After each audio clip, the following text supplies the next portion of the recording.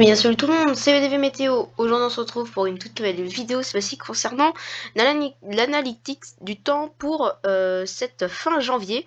Et oui, aujourd'hui on va parler de toute la fin du mois de janvier parce que les prévisions sont quand même assez simples. Donc on est parti pour les prévisions. Donc là c'est les géopotentiels à 500 hectopascales avec les pressions.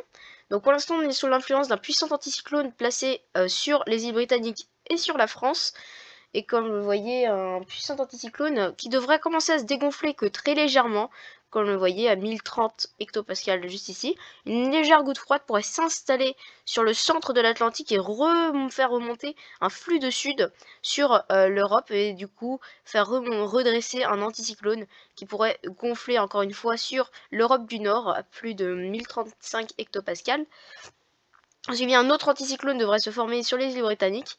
Et regardez qu'est-ce qui arrive, un autre anticyclone, encore un, qui vient s'installer cette fois-ci jusqu'à 1045 hectopascales, même 1046 hectopascales, comme vous voyez ici sur l'Irlande.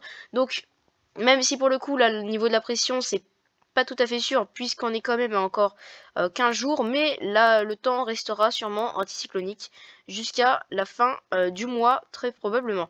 Ensuite, on va voir la masse d'air, donc la masse d'air qui est prévue pour cette fin du mois, qui s'annonce quand même assez fraîche en basse altitude, mais assez douce quand même. Quand vous le voyez en altitude, on voyait ici la masse d'air douce sur la France, et quand vous voyez après des descentes polaires sur l'Europe de l'Est qu'il va falloir surveiller.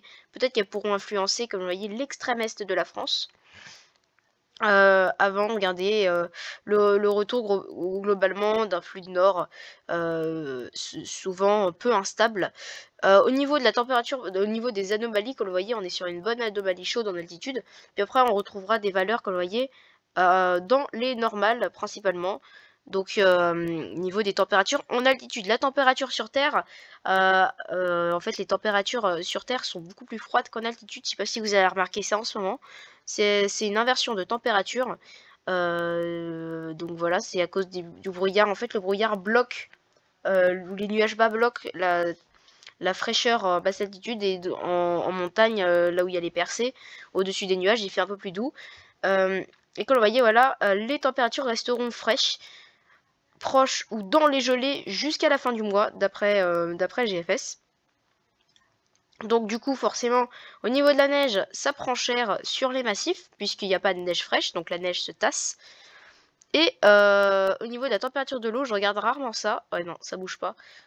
Oula, ouais. Donc actuellement, la température de l'eau, comme vous voyez, se rafraîchit sur la mer Baltique. Ça pourrait bientôt commencer à geler. Pareil sur le nord de la mer Capricienne.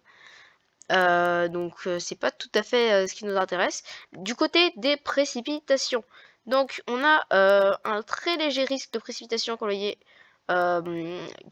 les précipitations pourraient s'inviter que très légèrement en France, par un flux de nord, une ou deux averses, même si c'est très peu sûr que les averses arrivent jusqu'en France pour les prochains mois.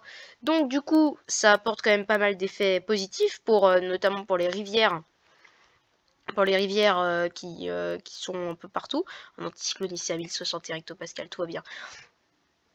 Donc oui, ça apporte quand même un certain nombre de points positifs pour les rivières dans le sud-ouest, mais des points négatifs pour la saison qui arrive, la saison l'été qui s'annoncera si ça suit En réalité, en fait, ce que j'ai peur vraiment pour cet été, c'est que on ait un été vraiment sec. Si on a un été sec, franchement, là, on n'est pas dans la merde. Parce que franchement, s'il y a un été sec, en sachant qu'on a un hiver relativement sec, et si on a un printemps normal, bah l'été, ce sera pas assez humide pour attaquer l'été et l'automne.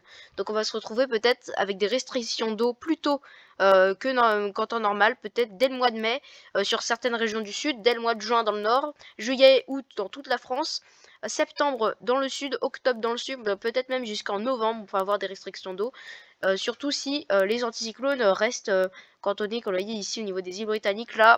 Là, si ça reste pendant un an comme ça, peut-être qu'on pourra même parler à long terme de la désertification du sud de la France. Je vous fais peut-être un peu peur, mais on aura l'occasion d'en reparler dans les prochains mois, dans les prochaines années. Bon allez, n'oubliez pas de vous abonner. C'était VDV Météo, et bye.